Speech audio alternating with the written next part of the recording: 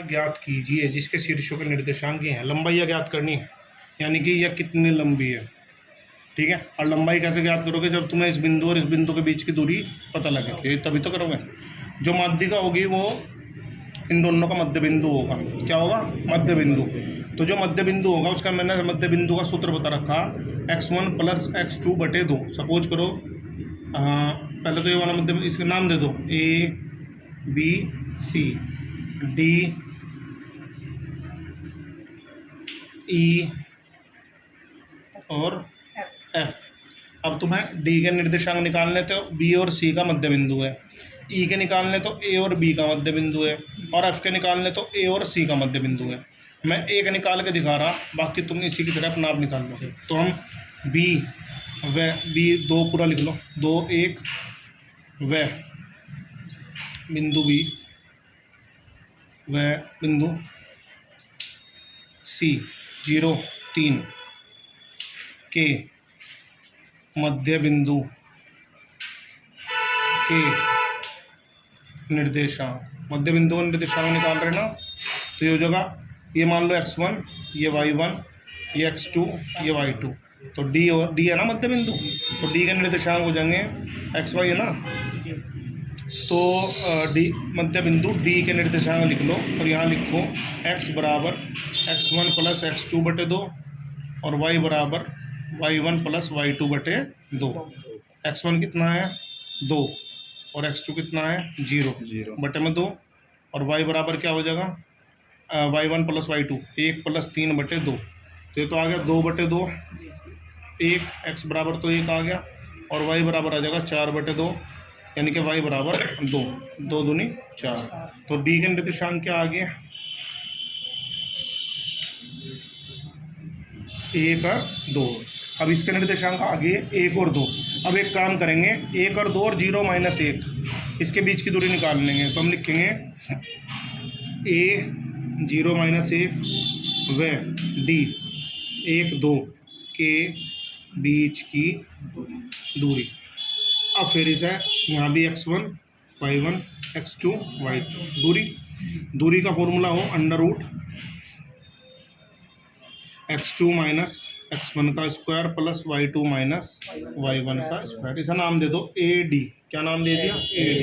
तो AD बराबर क्या हो जाएगी? √ x2 क्या है? 1 और x1 क्या है? 0।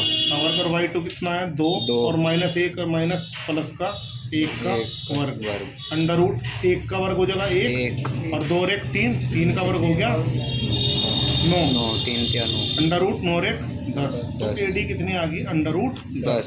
तो एक तो माध्यिका की लंबाई आ गई √ 10। दूसरी माध्यिका की लंबाई इसी तरह पहले इसके मध्य बिंदु के निर्देशांक निकाल लोगे। मध्य बिंदु के कैसे निर्देशांक निकाल लोगे? x1 + x2/2 y1 + y2/2, फिर इसके और इसके बीच की दूरी। इसी तरह इसके मध्य बिंदु के कैसे निर्देशांक निकाल लोगे? x1 + x2/2 और y1 + y2/2, फिर इसके और इसके बीच की दूरी। तो यह सवाल 3 पार्ट में होगा, इसलिए दीर्घवृत्त है। समझ गए ना? ये 7B का दीर्घवृत्त का पहला सवाल हो। बताओ इतना समझ में आएगा? आगे तो नहीं करने की जरूरत है, कर लोगे इसका दूसरा पार्ट, ये वाला पार्ट। इसी तरह इसका अगला प्रश्न है, किसी त्रिभुज के शीर्षों के निर्देशांक वही 5 1 1 5 3 - 3। तो इसकी माध्यिका सेम क्वेश्चन दे दिया। पहले वही मध्य बिंदु का निर्देशांक, फिर सामने वाले और इसके बीच की दूरी करेंगे। इस तरह कर लेंगे जी। किसी चतुर्भुज दे दिया भैया, चतुर्भुज के शीर्ष दे दिए। चतुर्भुज में कितने भुजाएं हों? 4। यही कर रहा मैं, बाकी पोर्शन आगे कर लियो। सपोज करो दूसरा पोर्शन। अब ये चतुर्भुज दे दिया, चतुर्भुज के 4 शीर्ष दे दिए। एक तो दे दिया 3 - 2 -3 4 1 8 और 7 और 4। क्या सिद्ध करना? कि चतुर्भुज की भुजाओं के मध्य बिंदुओं को क्रम से मिलाने वाले रेखाखंड से निर्मित चतुर्भुज समांतर चतुर्भुज होता है। मध्य बिंदु, यो मध्य बिंदु, यो मध्य बिंदु, यो मध्य बिंदु बना दो इन्हें। ठीक, क्या बन गया अभी? चतुर्भुज। चतुर्भुज। मध्य बिंदु कैसे निकाल लोगे? ये वाला x1 प्लस x2 बटे 2 y1 प्लस y2 बटे 2। इसका कैसे निकाल लोगे? x1 प्लस x2 बटे 2 y1 प्लस y2 बटे 2। इसका कैसे निकाल लोगे? x1 प्लस x2 बटे 2 y1 प्लस y2 बटे 2। x1 प्लस x2 बटे 2 y1 प्लस y2 बटे 2। आगे मध्य बिंदु सबका। फिर यहाँ से यहाँ तक की दूरी निकाल लियो, यहाँ से यहाँ तक की दूरी निकाल लियो, यहाँ से यहाँ तक की दूरी निकाल लियो और यहाँ से यहाँ तक की दूरी निकाल लियो। ये दे दो A B C D E F G H। तो पहले EH निकाल लेंगे, फिर HG, फिर GF और फिर FE। अगर ये चारों भुजाएं क्या आई?